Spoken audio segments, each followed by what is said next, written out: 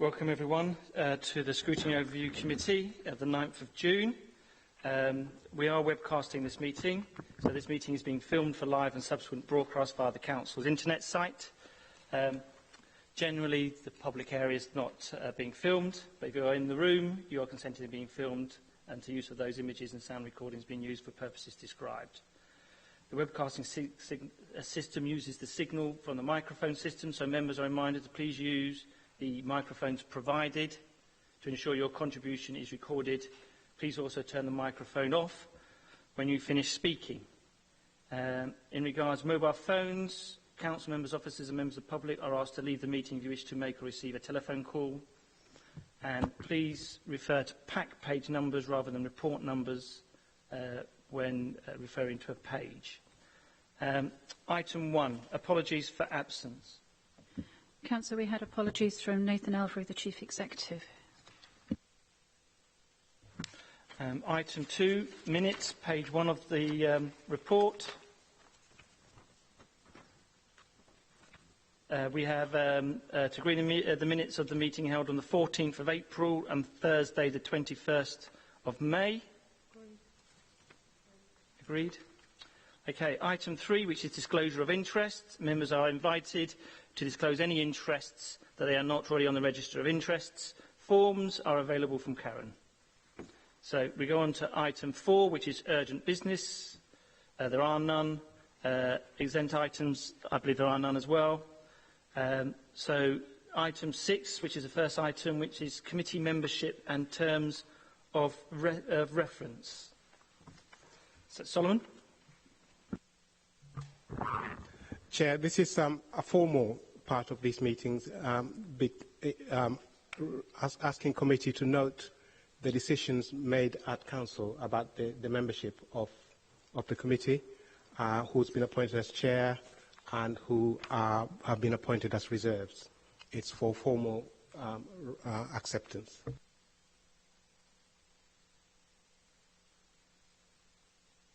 The committee is asked to note the nomination appointments to the Scrutiny Overview Committee. I'm going to state my disappointment that our request that we made, if you go back to our minutes on pack page 11, when we look to increase the number of people on this committee, didn't go through the process. I didn't get an update in time regarding that, but hopefully it will be picked up later this year. Note the terms of reference for the Scrutiny Overview Committee. That includes the changing of the name. Yes. We need to change it on the website because we come out as Scrutiny and Strategic Overview. The reason why we took the strategic out was that strategic was put in so that it would limit the role of the committee to only strategic issues and not those day-to-day issues that may be of interest to people. That was put in by the previous administration. We agree not to appoint a crime and disorder co-optee to the Scrutiny Overview Committee. We do have the right to do so. We have discussed it this year and in previous years. It's my view, and I've discussed it with the chairs, that because we continue to invite contributors from the communities, partnership organisations, stakeholders and other interested parties to provide information, make presentation and ask questions at scrutiny meetings on a whole range of subjects, we don't think we should limit ourselves to just one person speaking on one area. So on those 4 points, can I ask whether the committee agree to, as I said, note those 2 items and agree not to appoint a crime and disorder rep? Agreed. Okay, that gets us to the main part of the business tonight, which is... Can I ask that the minutes of the meeting on the 21st of May, when Council made the decision, also needs to be formally agreed by this committee, because at the time when scrutiny members stood up, there were actually a committee of scrutiny, so we need to agree these minutes as well. Okay. On the 21st of May. I thought I had read out the 21st of May, but... if I didn't, I apologise. Can we ask then, in addition to that, to agree the minutes from the 21st of May full council meeting? Agreed. In that case, we're now on question time with the Leader of the Council. I understand we've got Councillor Tony Newman, the Leader of the Council, and also Richard Simpson, the Assistant Chief Executive. There are potentially a member of the public who will be asking some questions later on, along with us. They're sitting up in the gallery. I assume they should probably be down here, but we'll sort that out. As I said, Tony, I understand you're going to be doing a speech. There seemed to be some miscommunication between our team and your team, because it's something that we've made very clear that we expect Cabinet members and people to come along with presentations, because we have struggled sometimes with speeches to truly cover the whole range that a person's responsible for. But as it's post-election and there's probably lots of other things going on, you got to December to get your presentation in order. But it's the last time, right? Because we do like presentations, right? It does allow us to focus ourselves into the key issues and stops rambling. And on that point, I'm then going to hand over to you. The floor is yours. Do you know how long that you're like? Well, in your hands, Chair, but I would hope to a maximum of 10 minutes and hand back to you. But we'll see how we go. Over to you. Thank you very much, Chair, and pleased to be here. So we were very much, I think, commended in December for appearing with a presentation. So apologise if the communication's gone awry this time between the offices, but we will be back in December with a very full presentation. But we are, I think, here tonight meeting just weeks since the recent general election. And we are meeting, I think, at an incredibly interesting time in the political future of the country. Certainly cities like London, and clearly our role and very much my focus is Croydon. But I think if I can sort of drive straight into a couple of buzzwords, if you like, at the moment. So everybody's talking devolution up and down the country. And we very much need to continue to define that in terms of London and Croydon, I think.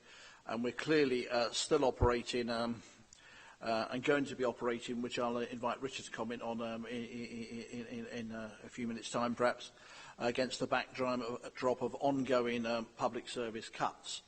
So, the landscape is going to remain very tough indeed for local government and public services. In fact, only last week it was very disappointing to see that the Chancellor took £200 million from local government in terms of public health funding, when we had seen a speech from the head of the NHS just 24 hours earlier talking about how prevention was one of the key aims for us all now. And then 24 hours after that, we saw that announcement. We think that could cost Croydon approximately £1.5 million in terms of the money we have in public health. And that's part of the challenge we face, because it was only, I think, on that very day of that announcement that I was having a meeting in my office with one of the Mayor's senior advisors, Rosie Boycott, in terms of the whole healthy eating and sort of food agenda, healthy food prevention strategies around that agenda. And that's one small example about how this council's partnership working, regardless of party, if you like, or organisation, is very much our priority. And that particular funding cut will impact on some of the very positive discussions we were potentially having. But notwithstanding that, I think the picture has to be now in terms of Croydon's ongoing discussions, and very much welcoming the guest appearance here the other week of Greg Clark, the new minister. If we couldn't have Hilary Benn, then Greg wasn't a bad alternative, and very much welcomed him coming to talk about the future of local government, as opposed to perhaps Eric Pickles turning up talking about the lack of a future for local government, probably in a tank. So to have Greg Clark down here actually having a discussion about how we might work together was to be very much welcomed, and we will be following that up with further meetings in the future. But in terms of what we did with Croydon on a cross-party basis last November, December, in making our case for devolution and the growth plan for the Treasury, which was acknowledged in the autumn statement and budget, we need to pursue that, if you like, more rapidly than ever. I think to make the case that if national government does devolve more funding directly to Croydon and allow us greater freedom, whether it's business rates or other areas, then we can be creative with that. We're also very much in the lead in terms of sort of regional working within London, so we've formally signed the joint committee agreement with Sutton, Kingston, Richmond and Merton. So those 5 boroughs, we are now very much formally prepared to work together. I think that one's very much a sort of wait to see how that work might come together in terms of an obvious example would be if you were talking about perhaps expansion of tram networks, but there would be other opportunities there. But we're also starting some serious work with Lambeth around some possible shared service work there as well. So I think how we work in partnership with all sorts of other people is very important, and we'll play a leading role in that. But as Croydon, we do have the critical mass as the largest borough in London, as I've said many times, as a population more akin to cities such as Cardiff and others, where we have the economic powerhouse, if you like, to be able to drive our own agenda, as well as work in partnership with others.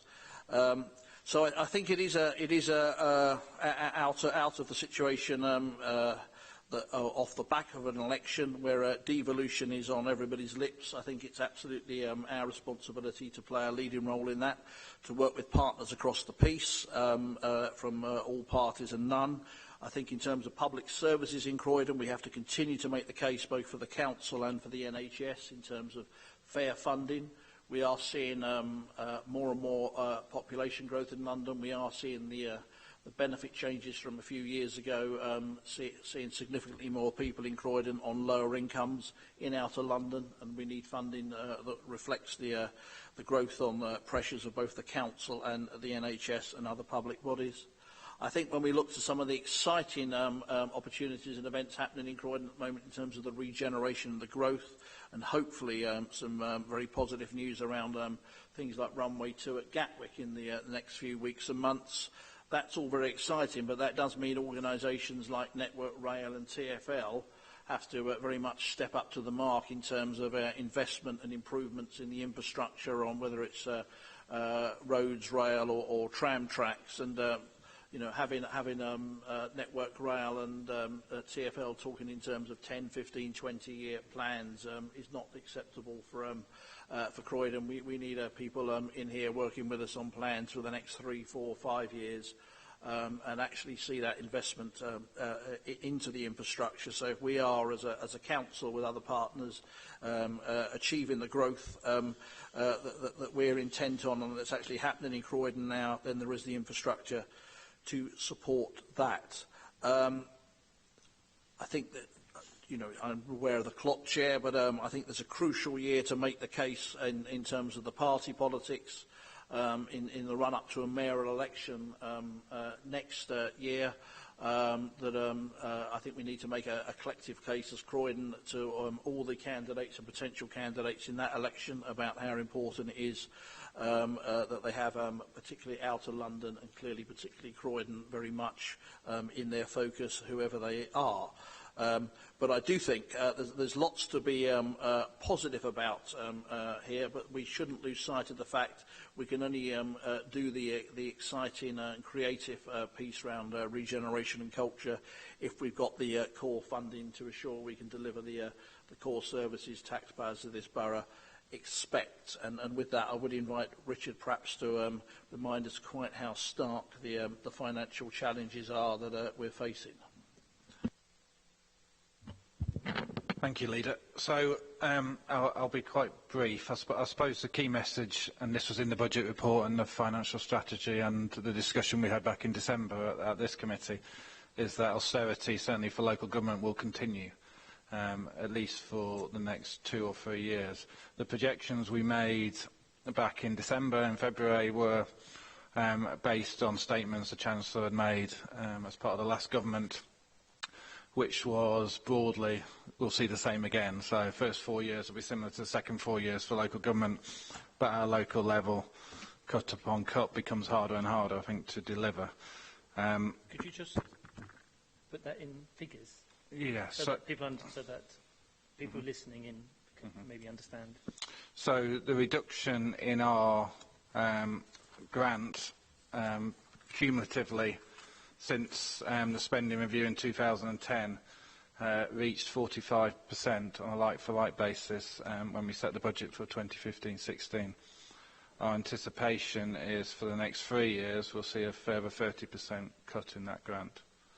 So we're getting to the point by the end of that where through, not necessarily through design, but we will become much more reliant on local income than needs-based grant.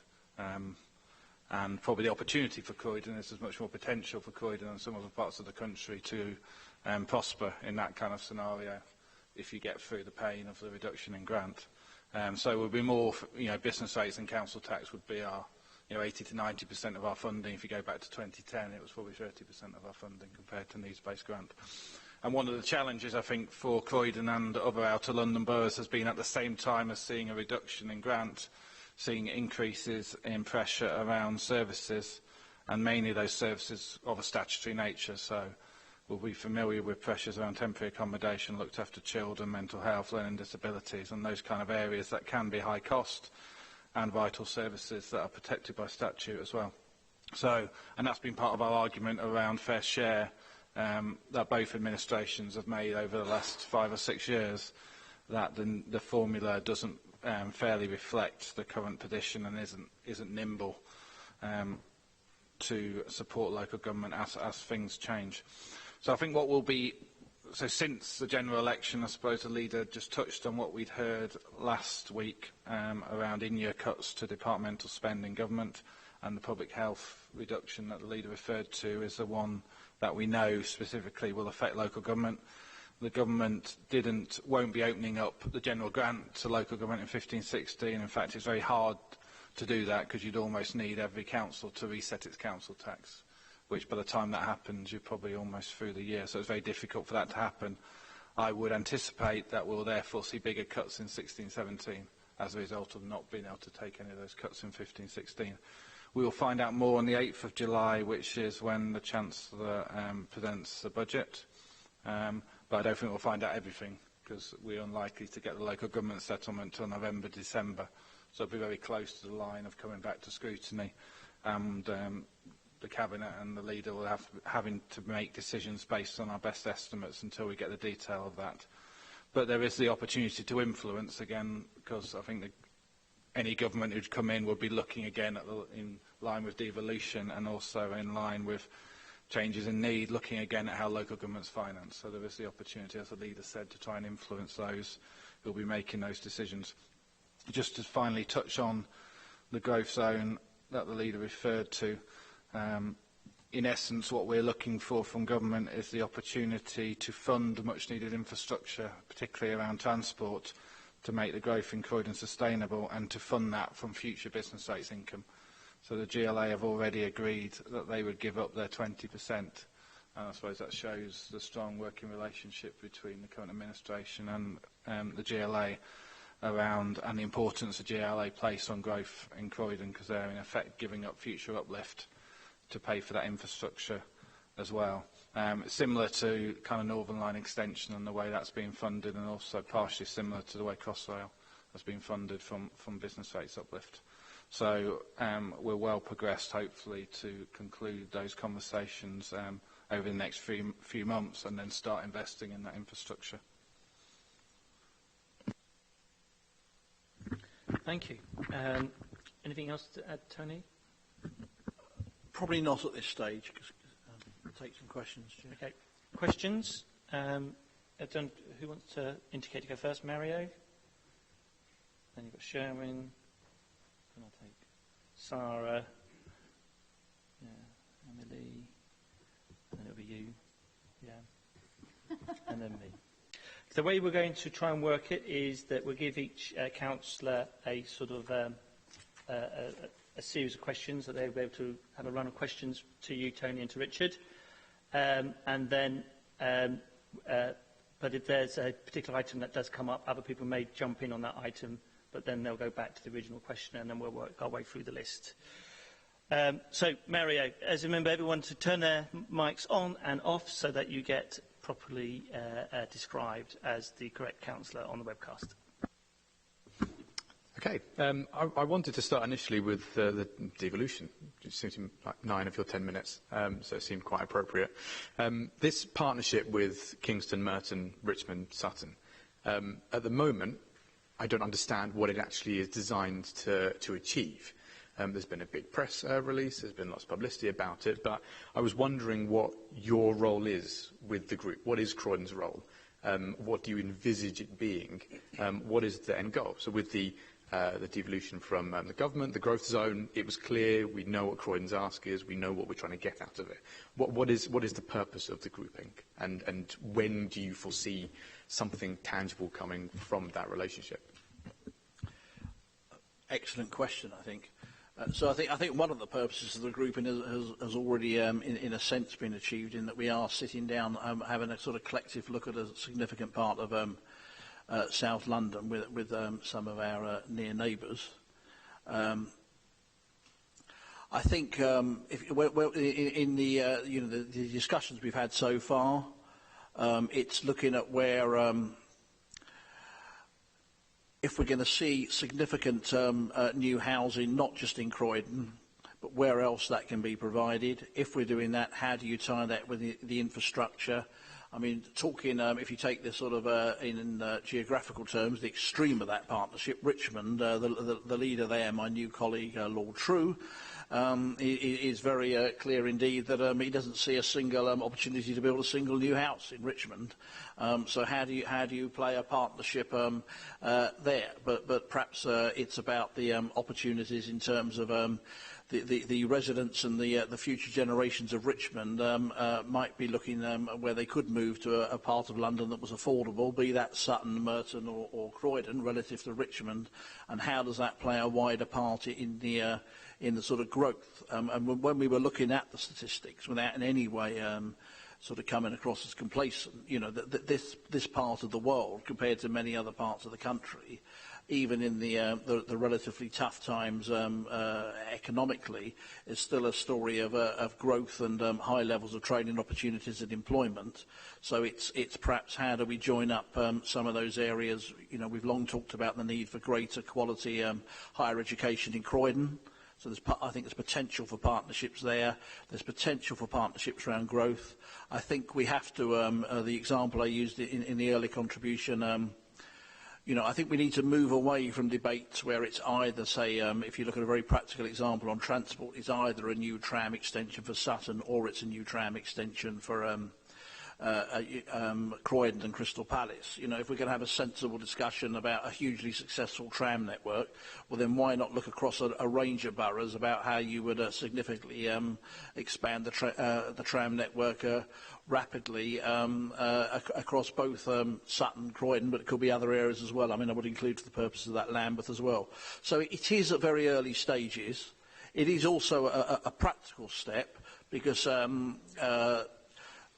you know, the current government and if there had been a different government, both made it very clear indeed that there are some areas, infrastructure being one of them in certain areas, where there will be more power of boroughs working together. But it is, as I hope I made clear, it's one of a number of partnerships. I think it has yet to be tested, if I'm being absolutely honest. You know, we've done the easy bit, if you like, and put it together and had some positive conversations about some shared objectives. But the tests will come when there's some very practical proposals about how we respond. What would you like the practical test to be?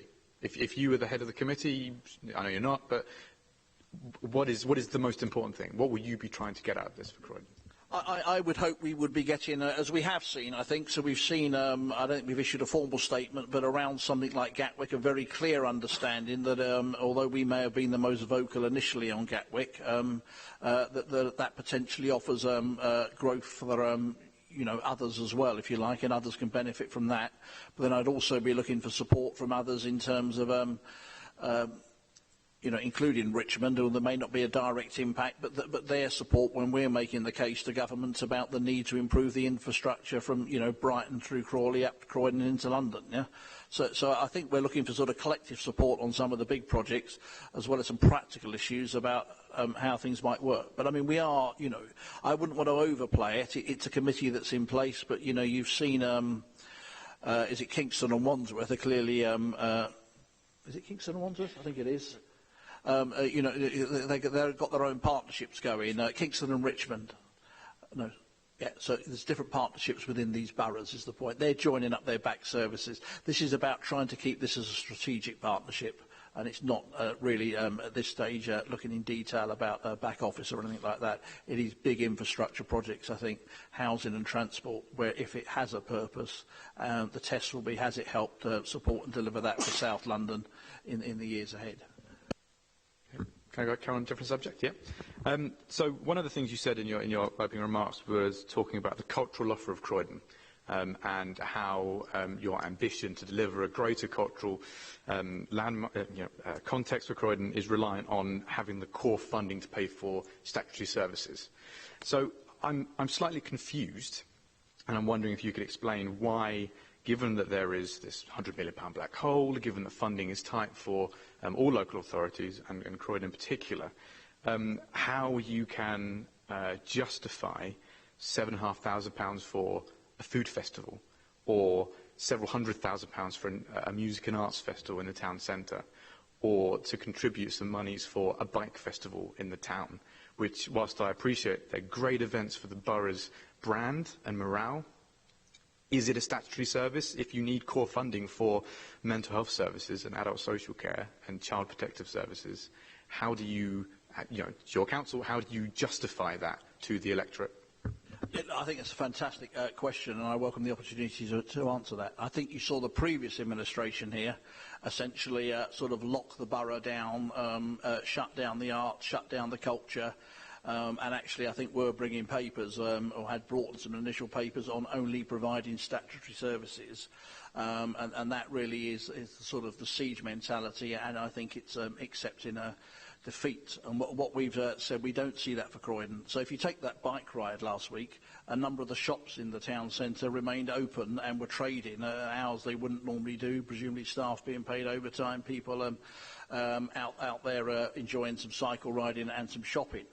So to answer your question, it's actually about economic growth. It's about generating jobs. If we generate jobs, if we generate the new homes, we'll also increase. It's not the prime motivation for doing it, but we'll increase the base in terms of the population of the borough and the money that's coming in for the council.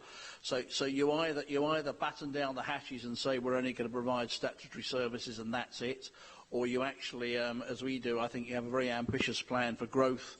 And when you're looking at the companies we're talking to now, companies, I won't name them, but some of them have been in the press, who are on the verge, if they've not already signed, about coming to Croydon. One of the reasons they look for more than ever these days isn't just can we get the staff in and out to work, but is it a place our staff might want to make a home? Is it a place their staff might want to go out in the evenings for a meal or the theatre? Might they actually want to spend their wages at the weekend in Croydon rather than spending it in some other part of London?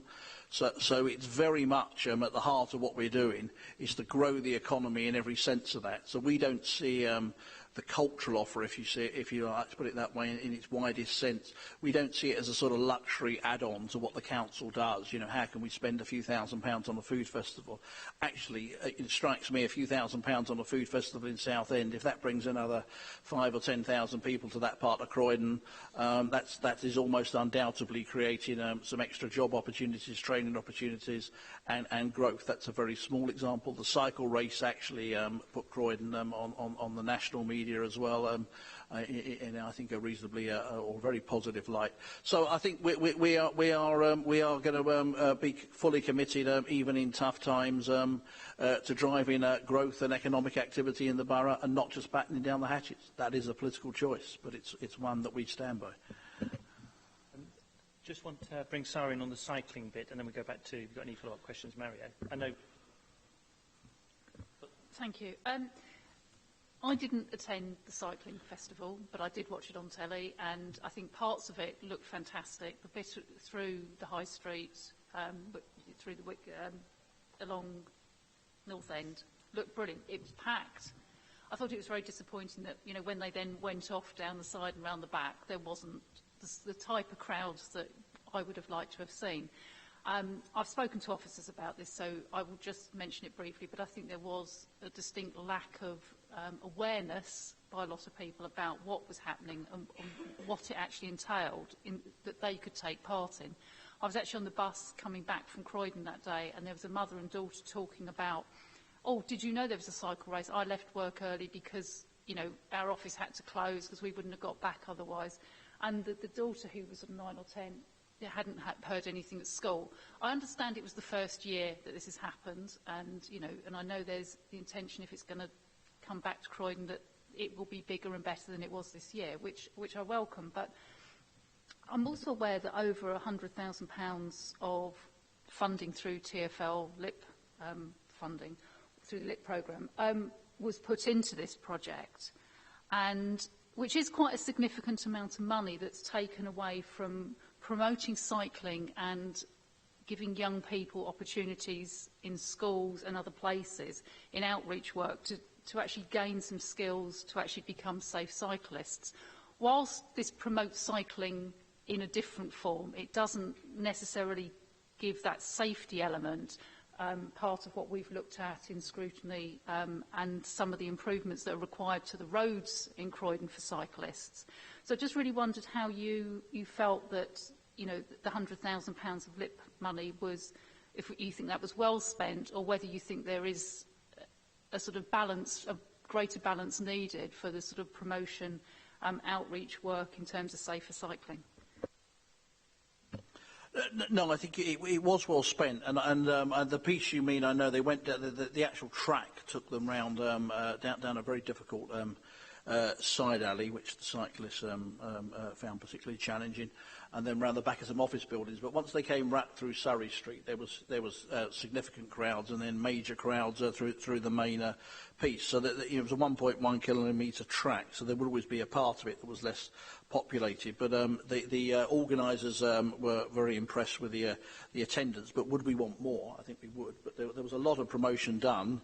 But again, one could do more on that. But coming to, I think, the point of what you're saying, and I'll send the committee details. I mean, if you looked across what a number of people were saying, and actually some of the people on social media, some of the really exciting stuff was some of the cycling clubs in Croydon, talking about what, particularly an under-13 one, what it had done in terms of invigorating already interest and activity in their work and their membership, as well as, I think, putting on the agenda cycling in Croydon, which, when you look into the details of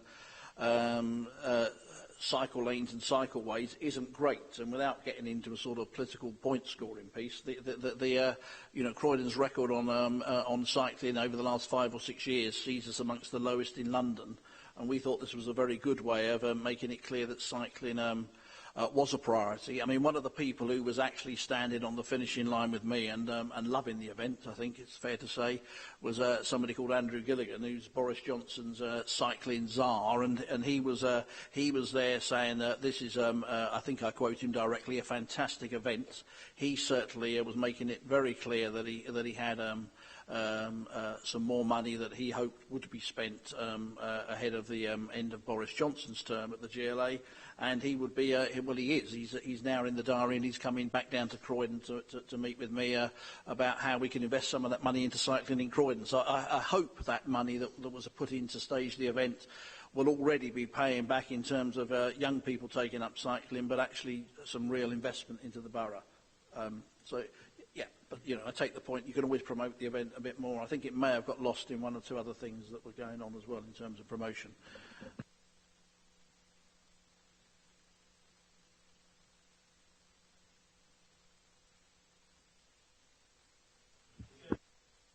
I know I've got a question. Okay. A very, very quick question about the Planning Committee. There was a letter that you sent to the chairman of the Spring Park Residents Association where they were concerned about councillors' rights to refer planning applications being taken away. And in it, you said that applications considered by the committee cost considerably more than those dealt under delegated powers. The chair of the Planning Committee has currently the ability to pull any planning application across the borough at any time to do whatever he likes with it. And further in the letter you say that you're going to investigate further savings to ensure that only those applications that need to be considered by a committee are on the agenda. A lot of resident associations are worried that one of the biggest things that councillors focus on is referral of planning applications. And I wondered what your current thinking is on that. Diving around the agenda here, clearly. Yeah.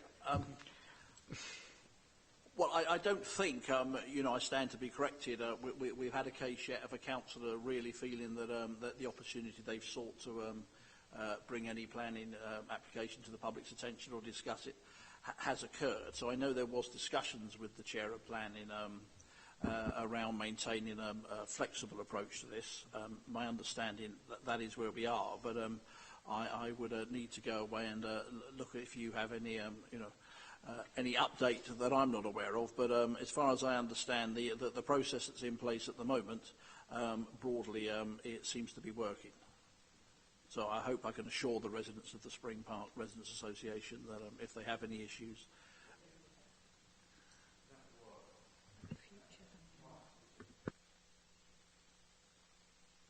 I think planning did actually sit, didn't it, beyond that. So I think there was a discussion with the chair of planning, but I'll get the chair of planning to feed directly back to through the chair of the committee, perhaps, if there is any change in that we're not aware of. I think part of this has come about from the last budget paper, where it talked about taking away members' referral rights. We raised it at a scrutiny meeting, and basically the only response we have had back as a committee is that for next year it's under consideration. And that has prompted some concern, not just from councillors, from residents' associations and from individual residents. And I think it's really just trying to get some clarity as to what is going to be happening, so that people understand, what the implication is for them and their local area. We'll hopefully get back and clarify the situation, but in a situation where we are faced with those massive ongoing financial pressures on local government in terms of reductions in government contribution to that, then we do have to look at everything, and that was probably why it was in some budget papers. I mean, we cannot say planning is exempt, but I would hope, my own view would be that we want to maximise the opportunity in terms of councillors making a contribution, not minimise it. I think, that's very much what we've said as an administration. It's not, parallel to that, we are about to launch some, albeit limited, financially devolution in terms of ward budgets. So we are genuinely trying to hand more power to local councillors and not take that away. So I'd hope that's not where we get to. But I remind everybody we do have to, at this stage of a budget process and faced with the ongoing Treasury position on this, that we have to look at everything.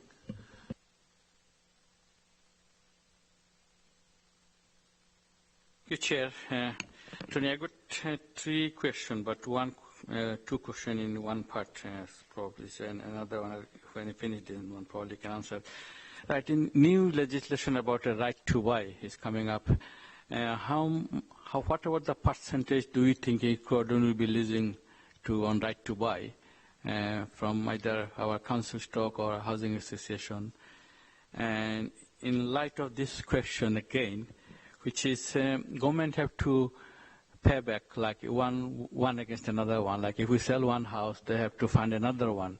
Do you think or have a confidence on central government they can fund us if we sell any house at the moment? Because I think it's very high volume of house. If we can sell, how they are going to fund us to build another one? Well, I mean, if ever there was a policy that possibly really did look like it was dreamt up on the back of a cigarette packet, it might be this one. I was at the as a member of the local government association housing and economy board last week with leaders from across parties, and there was a high level of concern on this issue. I think there's a lack of credibility around this proposal as it's currently positioned. I think you've seen, well, you have seen Boris Johnson as the Mayor of London that raised serious concerns about it. I think that there has to be an awful lot of discussion in terms of how this could ever progress. I know that senior executives of housing associations have grave concerns about it. And at a time when a borough like Croydon is facing, as you say, Sherwin, significant housing pressures, then it's, you know, it's got the economics of the madhouse about it in terms of forcing what are essentially, some people's eyes charities, but private organisations, housing associations, being forced to sell off their assets by the government. I mean, it's the sort of thing that one used to hear about in Eastern Europe. So the state's intervening and forcing well-respected private institutions to potentially sell off their assets, and then at the same time saying that should then be funded by making local government do the same. None of which answers the question that London is facing significant housing pressures. There's a lack of housing across the piece, whether it's to rent, buy or part buy or shared ownership or whatever. And the whole thing strikes me as a huge distraction from what we should all really be looking at, which is how do we provide more housing and make sure enough of it's affordable for people to buy or rent, as I said. So I think the policy is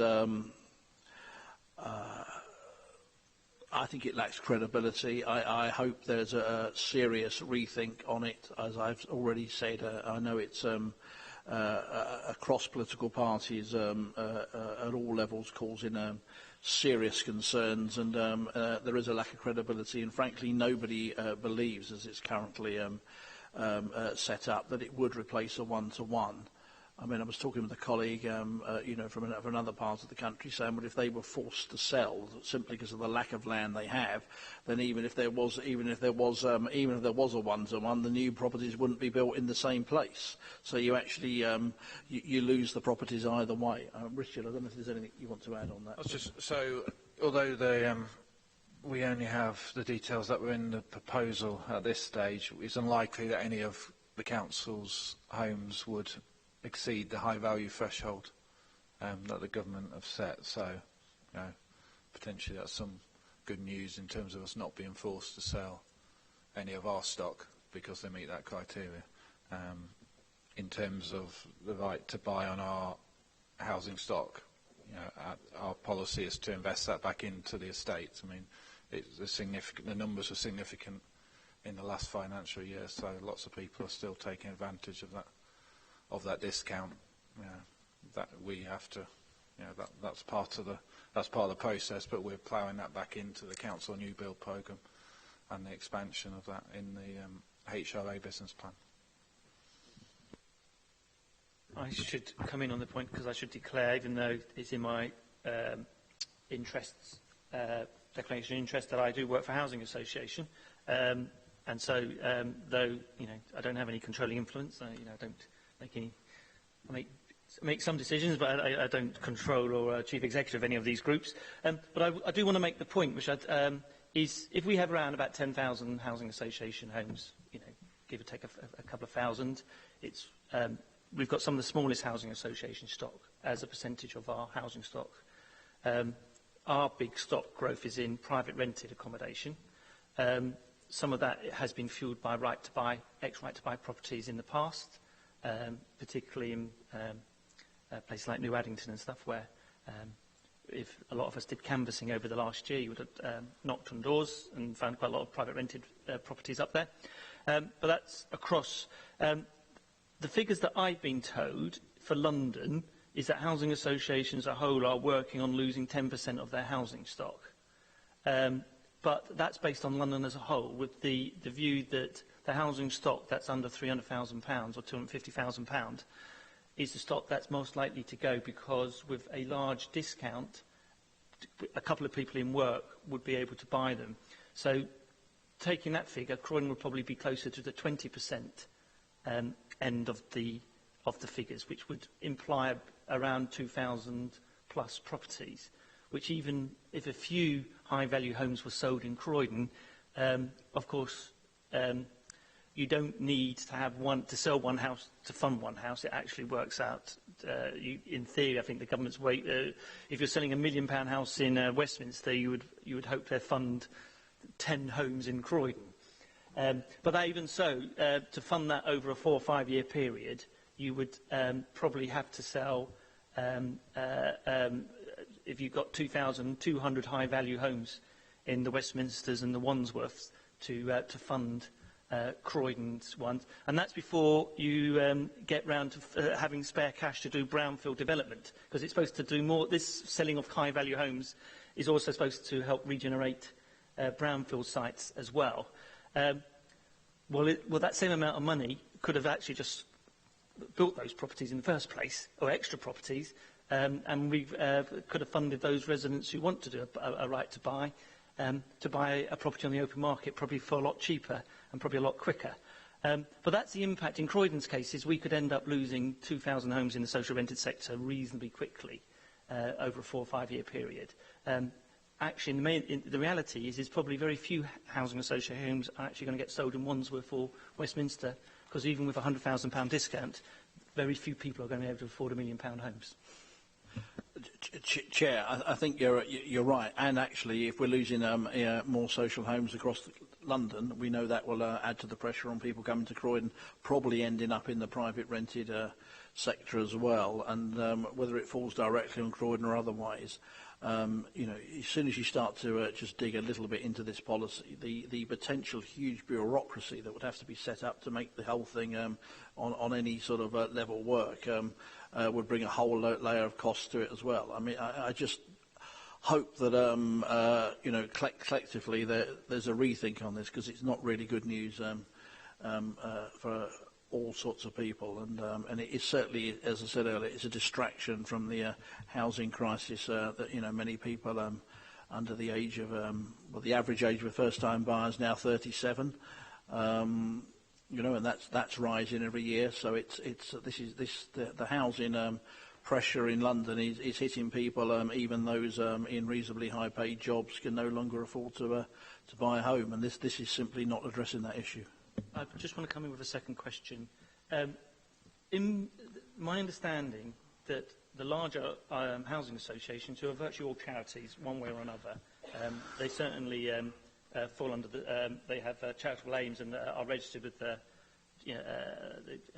registered charities, we've forgotten the name, but the Charity Commission. It's the smaller housing associations, the more local ones, the ones that are actually much more embedded in their communities, who are not building new ones. So the large RSLs have a growth programme and have lots of balance, large balances where they're able to ride the storm. I mean, I'm more concerned, as from a local perspective, and I'm certainly not saying that any of them are under risk, but it's certainly their income streams are based on having, say, 1,000 homes or 500 homes.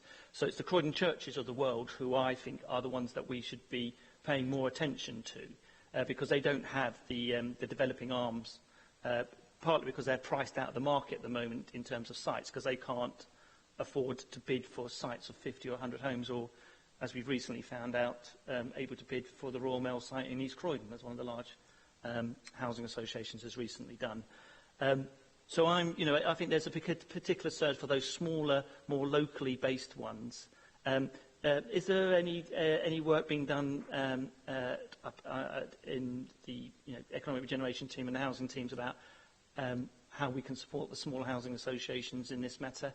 Because it is sort of taking away their income streams from them in terms of their ability to deliver services. Well, we're only weeks away from the general election, but I would hope those discussions are starting. But I actually think it's an issue that we, not for me to set Scrutiny's agenda, but need to perhaps return to, and we shall certainly be looking very closely at, because those smaller, large and smaller associations in good faith have been working on their business plans, often predicated over 30 years, and this policy, unlike many policies where they're sort of flagged up often months, if not years in advance, this literally appeared overnight out of nowhere. And so people who've been planning in good faith have been completely taken aback by this. And so I think the issue you raise is very serious. And, I take the point, but those discussions need to happen rapidly.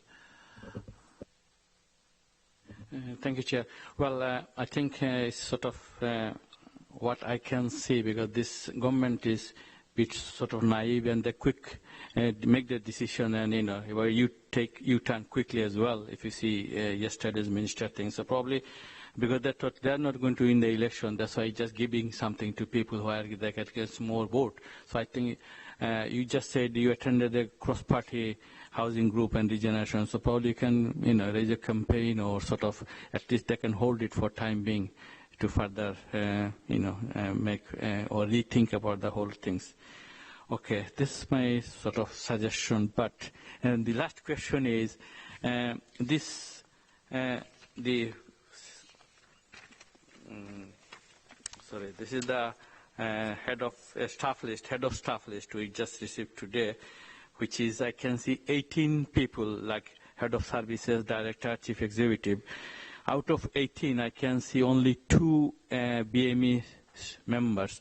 So I'm just asking you, is there anything you need to going to rethink, or is there any sort of how you're going to increase your BME head of department people? Out of 18, only 2 people on this list.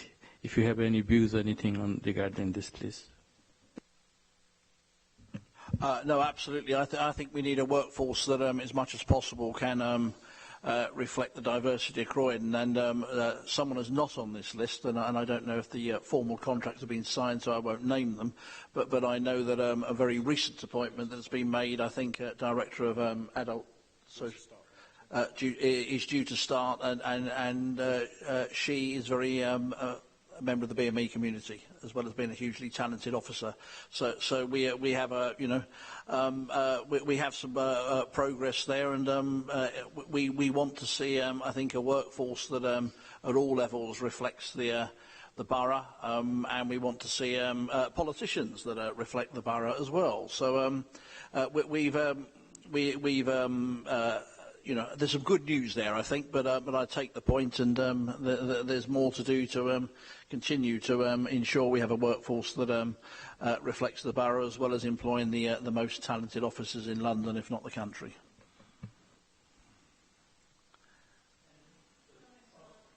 Yeah, I forgot to mention, because as conflict of I also work for housing association, but I thought it's covered my general one when I gave.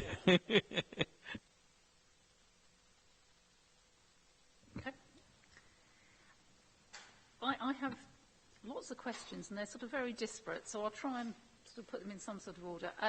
First one's really about funding. You talked at the beginning about you sort of talked about changes in the funding formula, and you talked about business rates, and you talked about being creative with business rates. Can you let me know what changes you would like to see in the funding formula going forward, particularly talking about devolution? Not just more money. But how you would like to see it be radicalised and changed into something that's fit for purpose. But also, in terms of business rates, you talked about being creative. What does that actually mean, and what would you like to see coming into Croydon, and how would you like to be using that? Are we doing the questions one at a time, yeah? Yeah, so you've heard the very welcome progress we've made in terms of business rates, in terms of linking it to the infrastructure. We actually want to see that. We want to sign the piece of paper. We want to see that happen, and then we want to see. I think the ability to use that type of practice. Much wider, and I don't think we want to have a situation where we're constantly having to go to government, if you like, cap in hand, and say, well, can we, that we think we've done okay there, can we have a little bit more? I think we need a new settlement for local government where, for councils performing at a level that everyone agrees is delivering. We should change it. We should write down the long-term freedoms, if you like, and then be allowed to get on with the job on some very, very specific funding formula. It does come back to money, as you would know, in terms of the traditional funding arguments. If you think about those, although there's been some progress, it is completely unacceptable that at an arbitrary line on the A23, pupils in Croydon suddenly get considerably less per head funding than they do if they happen to live 5 metres away and they're under Lambeth. I mean, that is just indefensible. I think that debate across London and across London leaders is starting to change now. People are starting to accept that the current position is not defensible, but obviously our interest is to see some changes rapidly. We can't afford to wait. So I think the business rates is one example about how we can actually get some changes potentially very quickly. But I don't think we want to see the fair funding and the historical lack of funding for out of London. That we can't afford to wait 5 or 10 years for that to change. But I mean, on business rates particularly, I'll just get Richard to comment further. I mean, we currently only get 30% of the business rates yield. Business rates is about 120 million in Croydon. 20% goes to the GLA and 50% back to the Treasury. I think for Croydon, having a bigger percentage than 30% would work. I mean, the direction of travel is more control over local taxation, paying for local services. So you can see the tax raise in Croydon supports the delivery of services to Croydon, and we are better placed than others with the potential for growth in business rates and council tax base, given the position of the borough. I think we could talk lots about the things that are in the formula that we don't think are fair, and if you're looking nationally, just removing any needs formula and moving to business rates wouldn't work nationally, so the government has a bigger problem with how it squares the difference in needs across the whole country. But certainly for London and certainly for Croydon, that kind of scenario would work. I think the other thing that we would be positive is the unring fencing of further funds, which has come a long way, but would then allow decisions to be made locally on what works locally, and local politicians be held to account for those decisions. Thank you. I mean, I think what you said is right. I mean, I asked it because I was hoping to hear the answers, particularly with regards to business rates, and the growth in this borough. It is definitely a positive way forward. The next question I want to ask is to do with the town centre, and I have been asked to ask this by a resident, and it's to do with the plan in Queen's Gardens to have a lunchtime stage, which I understand is underway at the moment. They have a great concern that this particular area will become much more of a focus for antisocial behaviour in the evening, because there will be a greater focus and something for people to go and stand on and perform once they've had a few drinks. Can you reassure us what is being put in place in terms of antisocial behaviour in that area, and also how much does it cost, and what's the business plan in terms of people being able to hire it or use it? Is it going to be an impromptu stage, or is it something that people have to phone up and book for at lunchtime? I mean, Emily could perform her music on there, Well, I know it's sometimes difficult when we all have to ask those sort of questions on behalf of others, but I would want to start by welcoming, with your numerous hats on, your support broadly for our stance on business rates. So I think that's to be very much welcomed. Well, I mean, a number of performers, many of them highly professional, have taken to the stage and had a few drinks and made a virtue out of it. So that wouldn't be the first to happen there. Who knows? And certainly, I think Emily performing on the stage is one that we should all mark that in the diary if we can get it in the diary.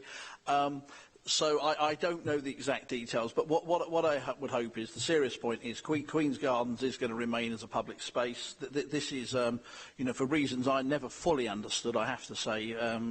We seem to have had a collective inability over decades in Croydon to make fountains work. Whenever I drive through Europe, towns, cities, large and small, one's normally greeted by fountains all over the place. But whether it's Thornton Heath or Queen's Gardens, collectively we don't seem to have been able to make that work in Croydon. So an alternative use, I hope, will be a positive development, and clearly we wouldn't want it to sort of become a focal point for antisocial behaviour, and I hope the positive way we would stop that happening is to have many events happening on it. Many towns and cities, when they haven't got the formal festivals or whatever happening, have sort of approved buskers, if you like, or whatever, or quality amateur entertainment, or hand it over to amateur theatre groups, whatever. So, the weather won't mean that can happen all year round in this country, but that was very much the plan. And the exact cost I'd have to get somebody to write to you with. It would be helpful to have the information about that, but also about how, how it will be policed in, particularly the later part of the evening when it won't be being hired out for use. So, as I said, my questions are very disparate. The next is about the change in refuse and recycling collection. I've had a number of concerned residents in my own ward and in others, and this is related particularly to Croydon. The east side of Brighton Road has been badly affected, and despite chasing the council for new schedules that haven't been delivered, none have turned up. So we've had actually some people who've not had their landfill collected for 4 weeks. Now, we asked individually as councillors for information about our own wards, which has been very hard to come by, about when people will have their waste collected. In my own ward, one road, admittedly a long road, is being collected over 4 days. And it appears from the schedule that I've received that one house is being collected on 1 day, and that's it for that day on that road. It seems very random. People are quite concerned that they don't know when to put their rubbish out. They haven't had the leaflets, and that neighbouring roads are going to have collection carts in there, or and everything is going to just go to pot. Now, I'm sure that won't happen, but at the moment, it does seem that there is a bit of a teething problems. And we don't really seem to be getting the responses that we'd hoped for in terms of, how it's going to sort itself out. Can you reassure us that the village approach, which I'm still not entirely sure what that is going to work? And maybe just tell us what else, apart from rubbish collection, is part of the village approach. Because the only scenario we've been told about is that, the road sweepers will come the day after collection. Well, in my ward, we've now got it split into 4 or 5 different days. Say Addington Road is split into 4 or 5 different days. But the majority of the roads being swept are only done once every 4 weeks at the most. So that argument is only actually relevant for 1 week in 4. So can you just tell us a little bit more about what you see the village approach doing for district centres and for specific areas? Yeah, thank you. I mean, look, you would think that the way you're framing that question, we were several months into a new policy, but we only actually launched it live on Monday, and when your colleague Councillor Thomas was challenged in the press about his criticisms of the system, he did admit that he had issued his press statement on the Monday morning the system went live. So, I mean, I think we're all, you know, we'll take a bit of criticism after a few weeks, but to be criticised 3 hours into a new service was a little bit harsh. So that there will always be some teething problems, although hopefully not as many as when Councillor Thomas cancelled the weekly bin collections, and we found ourselves with fortnightly collections, having been promised that would never happen by Councillor Thomas. So we have leafleted every household, but there will be, you know, even if we've only missed, and I hope we haven't, but you know, I know a few have been missed in terms of that leaflet drop, and even if it was, you know, 0.5% or whatever, I appreciate that would in one or two areas be too many. So we're going back and looking at that, and if you could, you know, make sure that officers and Councillor Collins are given immediate updates on any streets. He's given a very clear commitment that they will immediately target that. But overwhelmingly across the borough, considering the change, we've had a very positive response, and it has been, I think, you know, the bugbear of many of us for years, that we've all seen the street cleaner do a fabulous job on a Tuesday, and then the you know, the bins have been emptied on a Wednesday, and it's ruined that good work. So this is an attempt to rapidly move to a situation where the overwhelming majority of the borough will have the street cleaners coming down the street after the bins have been emptied. The village system is very much an attempt to get the teams working in specific areas, to know the patch in local areas. You know, I think that they're now wearing name badges, so people actually can you know who their cleaning teams are, and that the street cleaning teams working with those who come round and collect the fly tipping and the bins will actually get to know the area. They can keep an eye out for any hot spots where anyone's dumping fly tipping or whatever, and then as a council, if you like, from the centre, we will continue a very hardline policy of prosecuting the fly tippers and taking a hardline approach there. But the village system is designed to get the service more locally based, and overwhelmingly to get the streets cleaned, as I said, after the bins have been collected. But on any Pacific roads, if you could let me or officers know here, we'll get that looked at literally in the morning.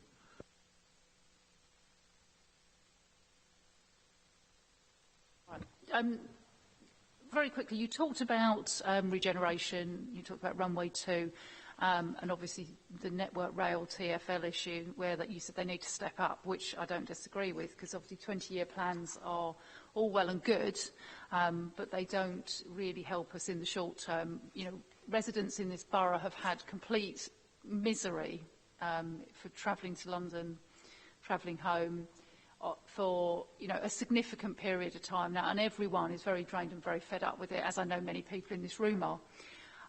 What influence do you think you have as the leader of Croydon to actually try and get this resolved and moved forward in a way that's not going to just continue to cause disruption for the residents of Croydon, who seem to be adversely affected in all directions? And you know, what demands can we expect you to be making? So we've had meetings previously with Network Rail, but I think we should, and I was last week making some comments, but on behalf of Croydon, this is an utterly unacceptable situation.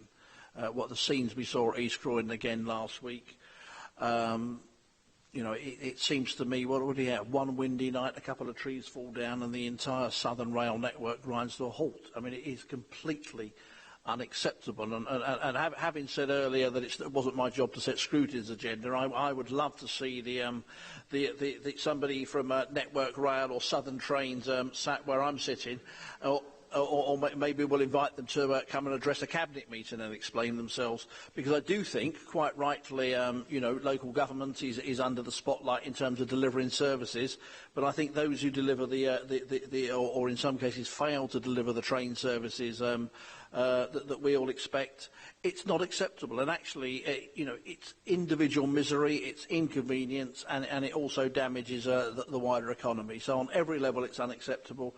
And I think across the council, having, if you like, been on the receiving end of other scrutiny, perhaps rightly at times local government, it's perhaps time local government and the GLA, I would like to see, in a genuinely partnership way, GLA Assembly members, the Mayor of London, we need to step it up, if you like, and start holding others to account who have really acted in another way as though they're not accountable, and it is not acceptable. You'll be pleased to know that on the 29th of September, we actually have Network Rail coming into the Streets and Environments Scrutiny Committee to actually answer questions on this subject. So, and we have had TfL and others as well who've come in and talked about transport. I shall be attending. If you could ask on my behalf for some proper compensation for those of us who pay thousands of pounds a year and are unable to get to work on time at least once a week. Anyway, sorry, I digress. My questions are in three topics. The first is devolution, but in a slightly different context to the one that you discussed earlier. This is, devolution to actual people rather than just from central to local government. I think it'd be fair to say that I think too many residents still feel just as isolated from the decisions made in the town hall as they do the decisions made in Westminster, it still feel that it is the council that makes decisions either to them or for them, not with them. And I wondered if you had, there are many welcome developments. I think community ward budgets is definitely part of this because you are giving local councillors who are with intimate knowledge of their patches being able to do something financially. But I wondered if you had any thoughts about how the council can move to, across the portfolios, real partnership working with local communities in a way that's not just giving local council more money, but it's making decisions together. Yeah, so ward budgets are only really a start, and we can't be banging on about demanding devolution from others. I think without very much accepting that if we think everything can't be run from Whitehall, then why would it? We think it should then be run from the town hall. So that devolution, the ward budgets are a start, but I would hope in terms of greater community control over local assets, involving local people in real decisions. The idea that perhaps with a park or library service, a one-size-fits-all is what everybody wants. People might want different facilities in some different areas of the borough or whatever. I also think we still have quite a traditional view, probably in political parties as well as the council, that unless somebody's attended a meeting on a wet Tuesday night or whatever, then they got no interest or say in something. So I would like to see a much greater use of the rapidly changing and expanding exciting opportunities in terms of technology to see how we can really involve more people in local decisions that are made, whether it's at ward level or community level or whatever. And we try and get out of this idea that if you're not in the village hall or wherever it is the meeting's being held, you haven't got a point of view. So I think we have to use technology more. I have to think ward budgets for me are just a start. I would hope we could see more serious, if they work in the first couple of years, see perhaps bigger sums of money devolved to local areas. And I think we have to not assume that or everybody wants exactly the same service across the borough. A quick follow-up. How empowered do you think council staff are to, or are there moves to empower local council staff more on the front line to have more autonomy in decision-making that can help in situations so you avoid a kind of computer says no, system says no mentality that blights, and I'm not saying it blights this council, but it blights enough organisations? I think there's some progress, but I think it's early days. There's been a lot of focus on budget pressures and council staff feeling the pressure there in terms of jobs, and we need to change some of the dialogue. So it's a very small step really with the village-based collection system we were just talking about. But I do think we need to empower frontline staff much more and have a much less sort of control from the centre in terms of Bernard Wetherell House and the town hall. And part of that, I think, is a better way to deliver services. And actually, if we get it right, it'll mean we have more staff working with the community in partnership on the front line, and less staff sort of sat in the centre, if you like, with respect to, you know, excellent officers like Richard alongside me. You might want to say something You on might this. want to pitch in, yeah. So I think if Jo was here, the Exec Director, Jonah Green is the Exec Director of Place, she could describe it probably more eloquently than I will. But I know her vision and the Cabinet members' vision around how the Police Department is structured in the future. I mean, the new structure is only a start, but will be much more place-based services rather than functional services, rather than street cleansing, recycling, leisure, you know, looking at officers and teams, matrix managed across that department who will be focused on the area. So the planner talks to the enforcement officer, who talks to the who knows about the regeneration that's happening as well, and that's certainly her vision around how that will operate, and that could also lead to knowing what the budget is in localities. And one of the potential blockers around that is the way we commission services then needs to be set up to deliver in that way, because if it's not, you just have contracts that are set up on a borough-wide basis that are then very hard to change to a locality basis. Thank you. It certainly sounds like a very positive development, the way that you can deliver and commission services. If I can just move on to my second kind of line of questioning. You mentioned earlier that, you know, temporary accommodation is a huge part of the budget pressure and the overspend, whatever you want to call it. You know, I was sitting on the audit committee. When you look at the overspend, you look at the risk register, it's all, a huge amount of it is housing pressure. Is there really anything immediately we can do to stem that year-on-year overspend on what is, as we all know, statutory service?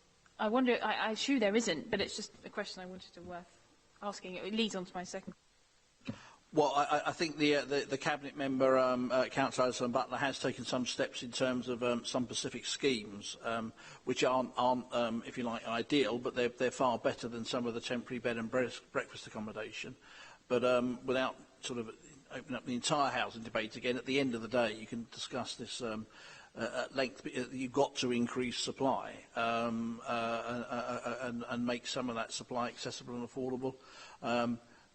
I do think perhaps in the sort of short to medium term we're going to need an even greater focus in Croydon and London and places like London on trying to drive quality up and make the private rented sector an attractive, sustainable and more secure option than many people see it. Because as I was saying earlier, you know, even people on above average incomes, insecure jobs are currently being priced out of the housing market. So I think the long-term answer is supply, but the short-term answer has got to be a whole range of measures to do that. Yeah, I know my own ward, to get people off Gilroy Court, for example, into better accommodation has made, you know, it's significant progress, which is very welcome. But as you say, at the end of the day, that it's only short-term fixes. But I guess it leads on to the second part of this stream, which is you've detailed, thank you, Richard, the cumulative cut in our central grant, etc., which is, you know, quite significant. At what point do you think, really, when you're running services and deciding which services to run, just salami slicing budgets, you run the risk of just running services down to the ground, and how much you actually have to have a bottom-up approach of which services you are running and how they are delivered, if that...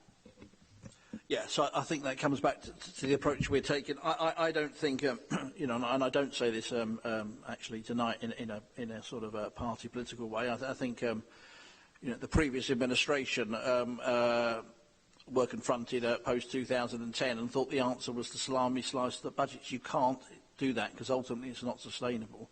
So coming back to your previous question and some earlier comments, you then have to redesign and restructure services in a different way.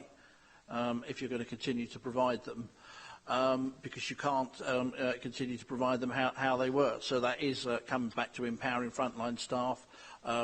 It does come back to what we're doing with the council. So although much of this sounds exciting, and is, when we're talking about a much greater digital offer from the council and putting many more services accessible online, and there's many positive reasons to do that, but actually what also that leads to is you know, staff losses, less people are employed. You know, councils cannot sustain that level of cuts without serious losses to jobs, which we've seen already. So I think we have along with that decision to have a sort of a growth strategy in terms of the wider economy, what we've taken a decision as the still relatively new administration is you've got to stop salami slicing services, and you've got to look at different ways of providing them, and that will in time lead to some decisions about how do you provide those services, and can you continue to provide them. I mean, it's a well-rehearsed argument from local government, but looking locally, if you looked at the 3 departments on here, the people department would make up 60% of our revenue spend, and the temporary accommodation spends within there, the spend on looked after children, the spend on over 65s and people with mental health or learning disabilities, all that spend, which is mostly grounded statute, is in there. And I suppose, as the leader said, some of the work we're doing on over 65s with the local CCG about looking at integration in that area. The solution to the council's problems has to come in this area. Otherwise, that's the only department we'll deliver. And that's the old graph of doom that came out in 2011 about, statutory services, etc. I mean, there's lots of things we can do around the other departments and spend, but if we don't get hold of that spend, and also the leader's comment about economic growth and independence, if we don't look at the long term and prevention earlier in terms of how we spend our public health grant, which we now have control over, that's all hugely important to controlling 60% of the council spend. It's not just in public health that we can move towards a more preventative approach. I mean, I remember seeing a video, I can't remember where we saw that video, but it was talking about how the council can save money by intervening earlier in a whole number of cases. So I know this is part of a cultural shift that you are, all local councils, and especially Croydon, are having to move to, because otherwise, in the end, financially, you're just insecure. My last question, I promise you, it's just wondered if you had any words on the police and how well the council relationship with, and how well you think the police are working with various communities across Croydon. It's only a question because I was amazed in my own ward, and I know we have specific problems in West Halton which are not applicable everywhere, not least to do with Mayday and resources being drawn there. I appreciate that, but it is still amazes me how many people seem to have a mistrust of their local police force. And this is just feedback. This is not my own opinion, but I really felt I had to raise it given how many times it's been raised with me. Yeah, and I think, so like we got talking about having more council staff on the front line, I think one of the losses in recent years has been some of the cutbacks in terms of neighbourhood police and that local contact there that I do think builds the trust. I mean, I accept the police are under intense pressure with their budgets. But notwithstanding that, we've very much got the the new or relatively new borough commander back involved, if you like, with the council and reinvigorated the local strategic partnership. So in many areas, I would be positive about the work with the police. They've been very working with us very supportively around the White Ribbon campaign on domestic violence and issues like that. But I do think there are other challenges where we need at times a more joined up approach in terms of one area we've been looking at recently has been the sort of evening and nighttime economy in Croydon, where I do think we need to make that a more welcoming offer, both in terms of got some great restaurants and 1 or 2 clubs, but we need to encourage all these people moving into these homes we've just been discussing in Croydon to spend some of their time in their evenings in Croydon. And how we work with the police in the evening and nighttime economy, I think is important. I think in terms of the trust locally, I think there are issues which I know you've looked at this committee and others in terms of the stop and search, which I think is still for some communities still a hugely challenging issue. And I think at the end of the day, I do come back to, I think the neighbourhood policing can be very powerful when it's done correctly, and perhaps how we can integrate more of that neighbourhood policing with those frontline staff in local communities is the way to, where it works well, there is good levels of trust, but to rebuild that trust and then work with the borough commander and others on the more strategic and serious crime issues.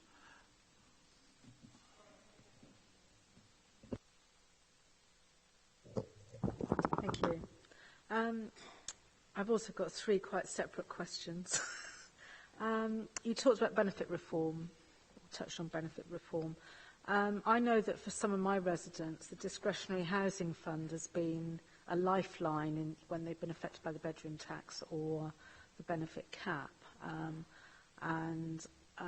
just a bit concerned about the potential cut to that funding and how you anticipate that might affect some residents who find themselves in a situation where they either can't afford their rent or can't afford to feed their children or whatever.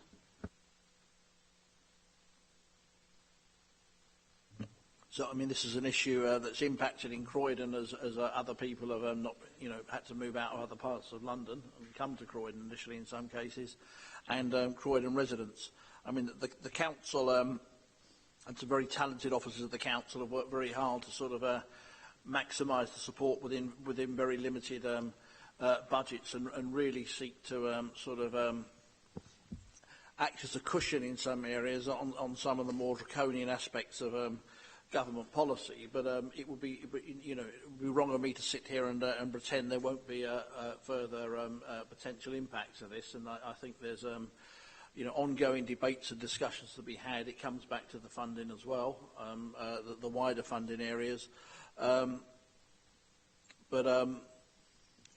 We've just had an election, and this is clearly an area that's not going to go away and potentially get worse. So it's not perhaps the answer you want, Carol, but at this stage I share your concerns and assure you that the council and officers of the council are working very hard to see where we are and what we can do. But we're sitting here tonight in June, still awaiting the emergency budget, as it's called, I think on the 8th of July, followed by an autumn statement. I would hope for some good news in that, but I don't think I anticipate it. My second question is about the potential cuts to public health funding, and in part I've got my Scrutiny chair, the Health Scrutiny Committee on. What do you think the effect of those cuts is likely to be on public health?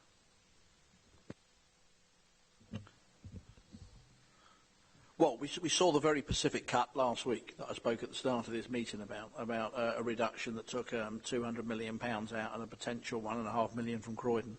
But I do think, and I would hope, much as I welcome Sarah's support on business rates, that we could perhaps switch the political agenda back onto the prevention agenda, and a sort of understanding that some investment in this area can actually save the public purse. If we can keep people out of hospital, if we can stop them smoking, if we can get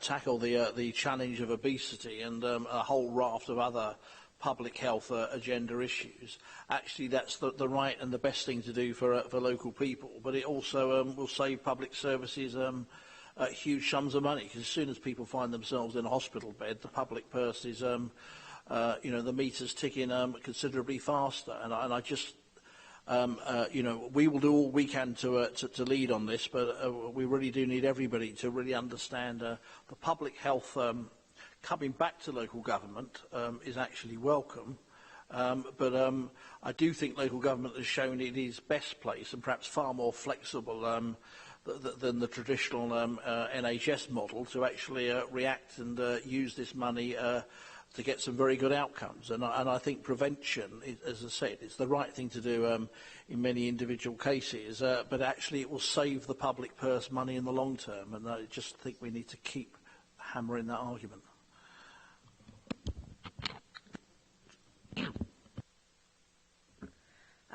You talked about the potential expansion at Gatwick, and I just wondered what you thought the potential benefits and challenges were if that expansion goes ahead. So the benefits are very clear. We think that there are thousands of jobs, many thousands potentially, of new job opportunities and training opportunities for residents in Croydon. That will, though, bring with it challenges and pressures around the need for new homes, be they in Croydon or near Croydon or in the surrounding area. But crucially, as we've touched on earlier as well, it is about then the infrastructure. So people have been speaking to me about if we're seeing a second runway up and running at Gatwick, you're going to need to see trains leaving Gatwick station every 2 minutes. Well, the network's not geared up for that at the moment. As we discussed earlier, it's not really geared up for very much on some days.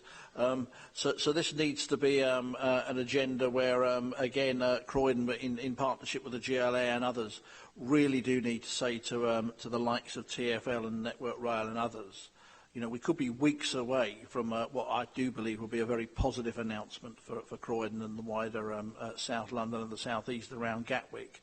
And the real tragedy would be if the other services and the infrastructure wasn't rapidly in place to support that. So I think Gatwick overwhelmingly is potentially fantastic news for Croydon and our wider economy.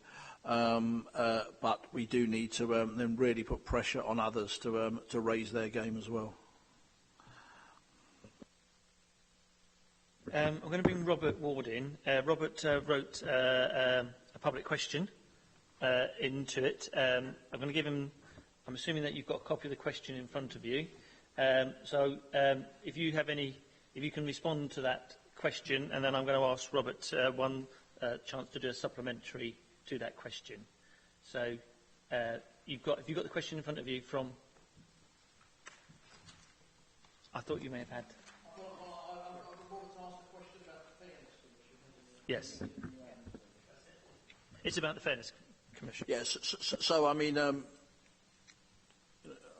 I wasn't at the meeting. Robert was, but the feedback I had from the meeting in New Addington was a very positive feedback for the first meeting of the Fairness Commission, and it had equally positive feedback about the launch of the Fairness Commission, and the event we held ahead of the launch in the Fairfield Halls was very successful as well.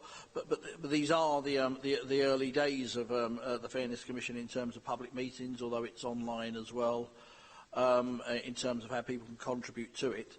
But if you reflect on much of what's been discussed tonight, in terms of how do we provide services, stop, in Emily's words, stop salami slicing services and provide them differently in the face of 40 and 50% budget cuts, then one of the way, the task of the Fairness Commission, although it will set its own agenda as well, is to look at how we do approach the delivery of high-quality public services differently from the past in the light of greatly reduced budgets. And so it was a good start in New Addington, but it's the start of a long process. I mean, I think since the New Addington meeting, I'm very excited to say we've launched the Young People's Fairness Commission as well. So we're getting the views of the younger members of the population as well as others. So it's early days, but I'm happy to hear any other concerns that Robert has.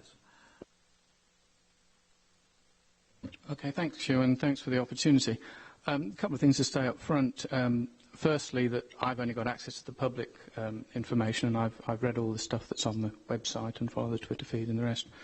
And secondly, I felt the reason to say something now is that there's still time to change things. So I was at the meeting in New Addington, and I have to say I was extremely unimpressed. I thought the launch meeting was okay, but the one point I did make to the Bishop at the meeting was that it was important to have a project plan if you're going to deliver these things. And at the time I said the one thing that a project plan isn't is a list of meetings followed by something that says prepare draft report and then issue final report, and in between a whole bunch of work bars that just say talk about stuff and think about stuff. And that's what the project plan is that's published on the website. I do feel that engagement of the community is important. Nowadays, having a website is sort of de rigueur, but if it doesn't do anything, then it really is just a box that's ticked. Similarly with something on Twitter, the equivalent of great feedback on the doorstep and pictures of canvases is a Twitter feed that does something like that, in my view, doesn't add any value. It needs some dialogue. Similarly with the communication on the meetings that there are around the place, I think that there's supposed to be a meeting in central Croydon during June, but as yet there's no announcement of it, there's no venue for it. Similarly, one in South Croydon in July. But I think that the objective of those meetings seems to be that the launch was in North Croydon, there's one in Central Croydon and one in South Croydon, and there's been one in New Addington, and it ticks the box that we've had meetings all over Croydon.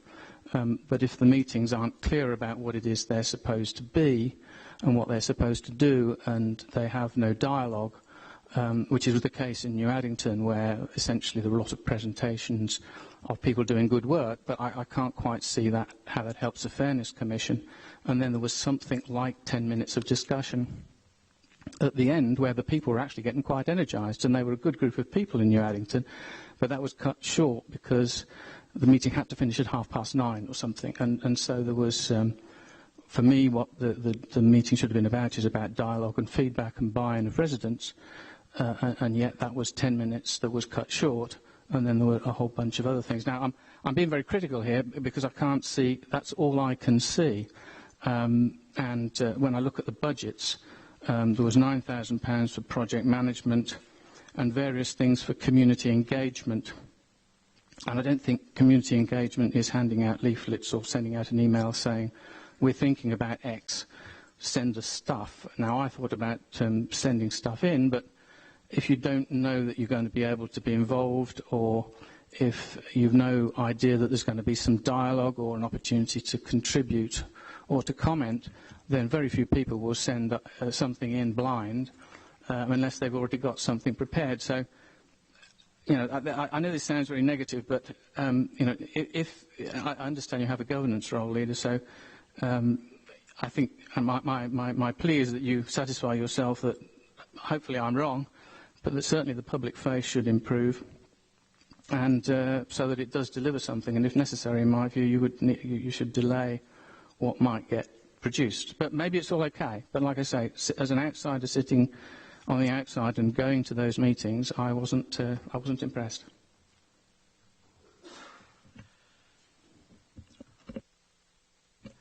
Yeah, well, I mean, the Commission is, you know, very much chaired by the Bishop of Croydon, and he's made it very clear that he is, you know, quite rightly, if you like, his own man, and he is the chair. So I'm not going to sit and correct that, but he is also, in the discussions I've had, he is absolutely committed.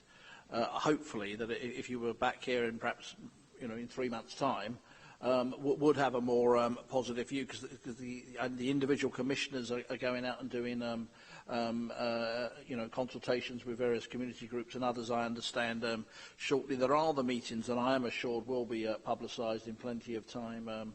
On the website and other places, but the Bishop of Croydon is absolutely committed to making it happen. I think you know, the feedback I had from the New Addington meeting was far more positive, but I accept that's sort of open to interpretation.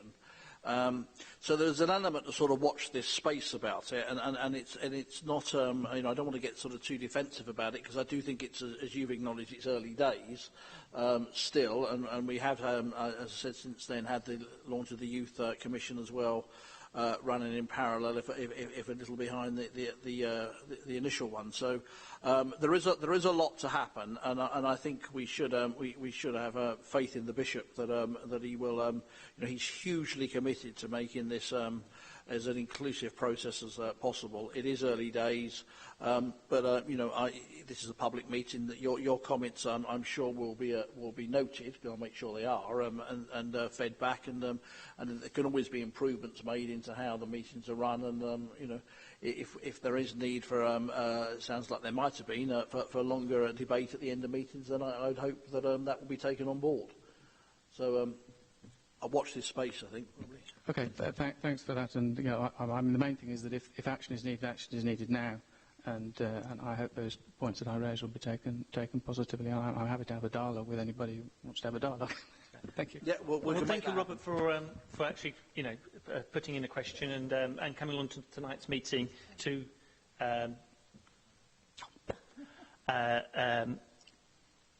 The downside is when you get used to that, you probably end up finding yourself being a councillor or something. So you know, there is something to watch out. No, well, one, thank you for coming along, and we do say to the public that you do have the ability to ask questions through scrutiny of Cabinet members and the leader, and thank you for the leader for answering in full Robert's question. And certainly, scrutiny has kept a hands-off approach to the Commission because it is a group of independent people who are doing a scrutiny role in themselves. But it's something that we certainly, when their reports come out, are very interested because it may inform our work programme. And we, collectively, whether we agree with the setting up of it or not, do want it to be a success. I know from a visit going to a residents' meeting in Eddiscombe last month, which the remaining MP did attend. There is a member of that residents group who's not who is actually one of the commissioners, and I was able to have a conversation with them, and they have a very strong interest in education and young people, and there was a very positive feedback about the work they're doing out of the public eye. But I do look forward to seeing more publicity and about how people can get involved and able to feed in, like yourself, Robert. We're coming towards the end of this item. I haven't answered any questions. I had a list of 8 things that I sort of wanted to cover. 7 of them have pretty much been covered. The one area that I do have, which we have touched on, is about the fact that Croydon Transport and Planning has sort of been neglected by Central London and the Mayor. The first Mayor of London, Ken Livingstone, was criticised for being a Zone 1 Mayor. And Boris did come in, but actually his championing of things like Crossrail and all those other wings, which are very good, but failing to invest in any sense in the transport network in the south in Croydon, which has impacted on Sutton and Merton and Beckenham as well. I do have a real concern that we've fallen behind the times, but particularly now we've got the mayoral election next year. It does seem to me that there needs to be a new deal for Outer London. There was this talk about this Outer London Commission from 4 years ago, but it never really delivered anything. I am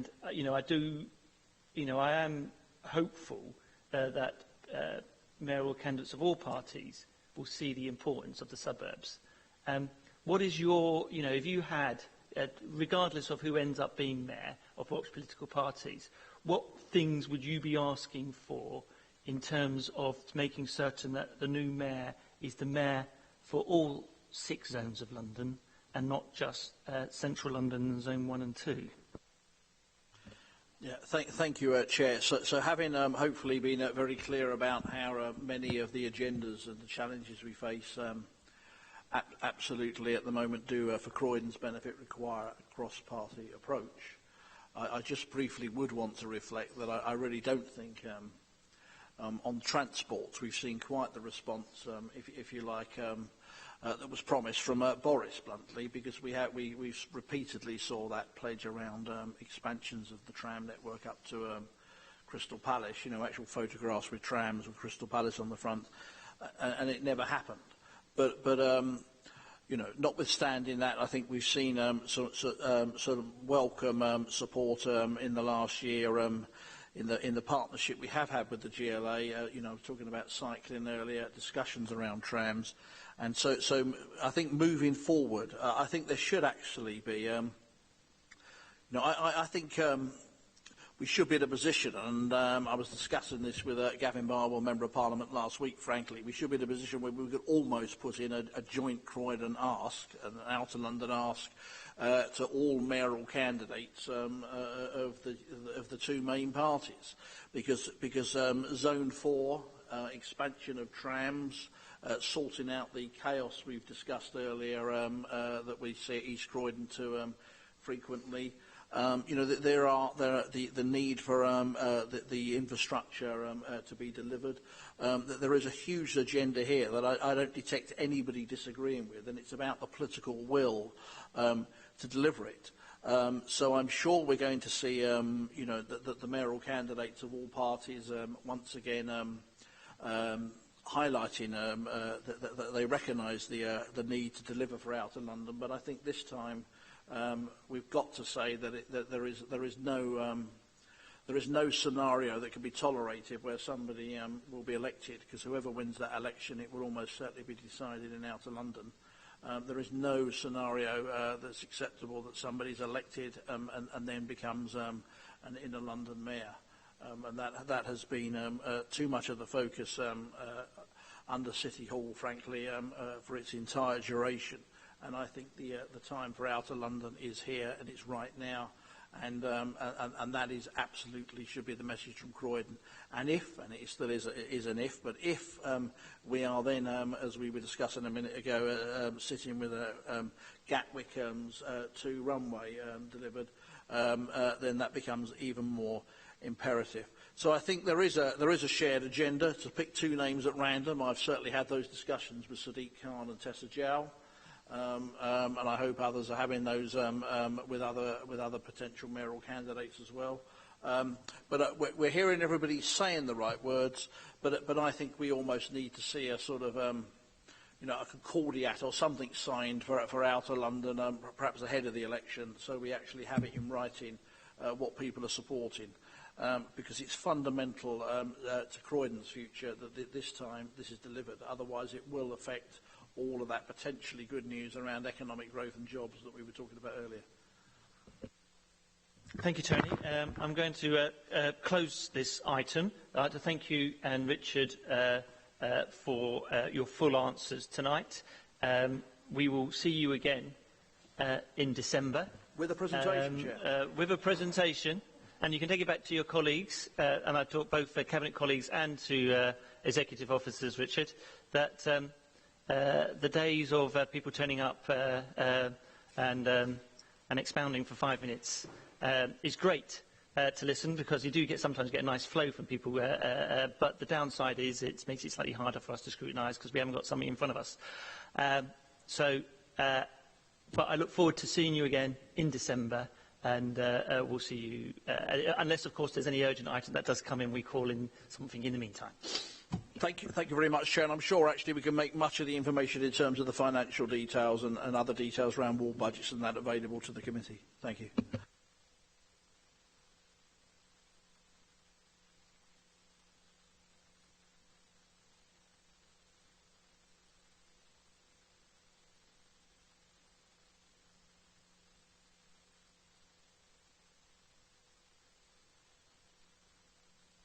Okay, we'll do conclusions and recommendations when we come to the end of the webcast. I'm assuming that the webcast is now coming to a close? Right, so just formally let whoever's up there switch it off. Right, okay. So we can